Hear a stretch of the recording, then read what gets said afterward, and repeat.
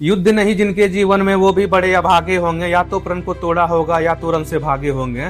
तो इसी बीच हमारे साथ मौजूद हैं सोनम चौधरी जी, जो काफी फेमस फेस हैं देवघर जिला के सोशल मीडिया इन्फ्लुएंसर के तौर पर। तो इनका जब शुरुआत हुआ होगा बिगनिंग, तो वो भी एक युद्ध की तरह हुआ होगा। तो युद्ध का मैदान होता है कि युद्ध नहीं जिनके जीवन में, जैसा कि मैंने बता एक कविता पढ़ा आप लोगों के बीच में, तो बिना युद्ध का ये जीवन सार्थक नहीं है। तो अब मैं कुछ सवाल पूछना चाहूंगा सोनम चौधरी जी से, जो अभी काफी लोकप्रिय है पूरे देवघर जिला में, सिर्फ देवघर जिला में नहीं, ऑल ओवर झारखंड, बिहार, बंगाल तक। तो ऐसे में कुछ सवाल मैं पूछना चाहता हूँ सोनम चौधरी जी कि आपका शुरुआत जो हुआ सोशल मीडिया इन्फ्लुएंसर के तौर पर, तो आपने क्या सोच करके रील बनाना शुरू किया था? क्योंकि आज भी नारियां को जिस तरह, स्त्री को जिस तरह चारदीवारी के अंदर सीमित रखा जाता है, तो ऐसे में जब आप शुरुआत किए होंगे तो आप क्या सोच करके शुरू किए थे? मैं शुरुआत की थी कि पहले तो फैमिली मेरे अलाउ की है। दूसरी बात यह है कि लोग क्या बोलेंगे मैं उस पर ध्यान नहीं देती, क्योंकि लोग तो बोलते ही रहेंगे, लोग का काम है कहना।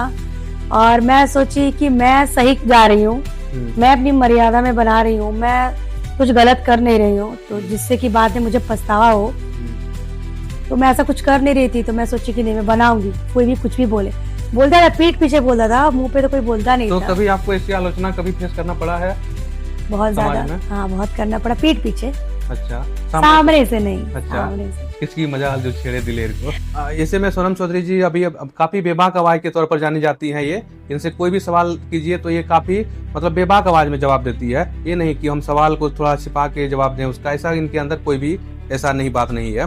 तो जिससे कि आलोचना, आपको फैमिली से सपोर्ट मिलता है, क्योंकि बिना फैमिली सपोर्ट का कोई भी आगे नहीं बढ़ सकता है। तो आपके फैमिली में कौन से मेंबर आपको सपोर्ट करते हैं कि आप आगे बढ़े? क्योंकि जैसा कि हम सब जानते हैं कि आपके हस्बैंड जो है वो गवर्नमेंट सर्वेंट है, एंड आपके पास जो गवर्नमेंट सर्वेंट होता है हमारे सोसाइटी में काफी उनका मतलब हमेशा एक सम्मानजनक पद रहा है। उसके बावजूद भी आप अगर रील बना रहे हैं तो आपको किस किस फैमिली मेंबर से आपको सपोर्ट मिला है, कृपया जनता जानना चाहती है। सारे फैमिली मेंबर मेरे सपोर्ट में थे शुरू से ही। पहले तो मेरे हस्बैंड स्टार्टिंग के, देखिए शादी के बाद ससुराल वाला का सपोर्ट होना बहुत जरूरी है, मायके का नहीं मैटर करता है। तो ससुराल वाला का साथ हमेशा था और है, इसी वजह से, वरना अगर सपोर्ट नहीं रहता तो मैं वीडियो भी नहीं बना पाती। और उनको भी भरोसा है कि कुछ गलत नहीं कर रहे हैं, एक मर्यादा में, या फिर जो भी है समाज को अच्छा ही मैं दिखा रही हूँ, और मेरी वीडियो से समाज को सीख रहे हैं, वैसा मैं वीडियो बना रही हूँ, तो इसमें कुछ गलत नहीं है। ऐसा होता है ना कि जब आप कुछ अच्छा काम कर रहे होते हैं तो आलोचना होती है और लोग आलोचना से डर जाते हैं, तो कभी आपको ऐसा डर महसूस हुआ है? नहीं, कभी महसूस मुझे नहीं हुआ। क्यों महसूस नहीं हुआ? क्योंकि मैं कभी गलत थी ना हूँ ना रहूंगी मैं कभी, क्योंकि मैं सही कर रही हूँ, तभी लोग मैं वीडियो बना रही थी तो बहुत लोग बोल रहे थे, अगर मैं गलत रहती तो मुझे देख के कोई वीडियो नहीं बनाता। सही बात। तो आप उन लोगों को क्या मतलब सीख देना चाहती है, उन लड़कियों को जो आज भी घर के अंदर चारदीवारी के अंदर सीमित है?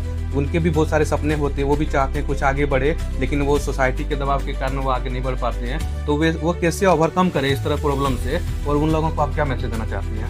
मैं सारी लड़की या फिर जितनी भी औरतें, मैं इनको यही बोलना चाहूंगी कि पहले तो घर से बहुत औरतों को बाहर निकलने के लिए नहीं मिलता है।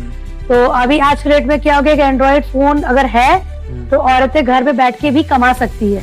अभी तो सरकार भी बजट पास कर दी कंटेंट क्रिएटर के लिए। अब तो स्कूल में भी कंटेंट क्रिएटर का क्लासेस होगा। तो मैं यही सारी लड़कियों से, औरतों से मैं यही बोलूंगी, अगर आपके पास एक अच्छा सा फोन है, आप आपको जो चीज में अच्छा है, क्रिएशन के मामले में आप उनको मतलब आगे बढ़ना प्रोत्साहित कर रही है, या अदर फील्ड में भी? अदर फील्ड में भी।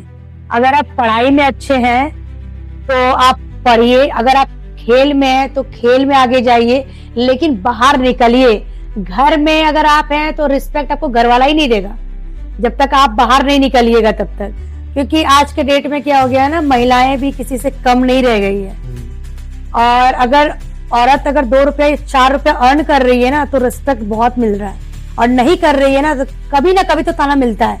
अच्छा, एक सवाल एक और जो काफी लोगों के बीच में ये मतलब आज भी चलता है सवाल, क्योंकि आप फेमस फेस हैं और आपको लोग सुनना चाहता है लोग। तो ऐसे में एक सवाल ये भी है कि आज भी अगर आप गांव में किसी फैमिली को देखें, अगर उनके 2 या 3 बच्चे हैं, तो अगर बेटा और बेटी है तो बेटा को पढ़ाई के लिए वो देवघर, दिल्ली या बड़े बड़े शहर भेजते हैं, लेकिन बेटियां को आज भी गांव में ही चारदीवारी के अंदर समेट के रखा जाता है। तो ऐसे में आप गार्जियन को, यानी कि लड़कियों के अभिभावक को क्या कहना चाहेंगी? तो यही बोलूंगी कि आप लोग बेटी को पढ़ाइए और बेटों और बेटियों में भेदभाव मत कीजिए।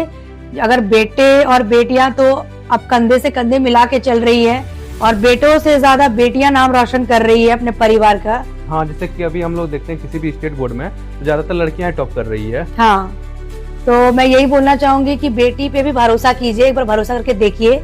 जितना आप लोग बेटे पे भरोसा करते उतना बेटियां पे भी कीजिएगा ना, तो बेटों से ज्यादा आपका बेटियां करेगी। एक बार भरोसा करके देखिए आप लोग। और बस आप पढ़ाइए, दहेज के बारे में मत सोचिए। आपकी लड़की अगर कुछ बन जाएगी ना तो दहेज देने की जरूरत नहीं है। और बस यही बोलूंगी कि आप बेटी को पढ़ाइए। बेटी पढ़ गई तो सब कुछ अच्छा है, नहीं पढ़ी तो बोझ ही रहेगी पति के सर पे। अभी आपके ऊपर, माँ बाप के ऊपर बोझ रहती है, शादी होने के बाद फिर पति के ऊपर बोझ रहती है। तो आप अपनी बेटी को क्या बोझ मतलब अपने अंदर बोझ, अपने ऊपर बोझ रखे, फिर पति के ऊपर बोझ रखे, सेल्फ डिपेंड उनको बेटियों को कभी बनने नहीं दिया जाता है बहुत से परिवार में। जी जी जी बिल्कुल। तो यही बोलूंगी कि बेटियों को सेल्फ डिपेंड बनने दीजिए।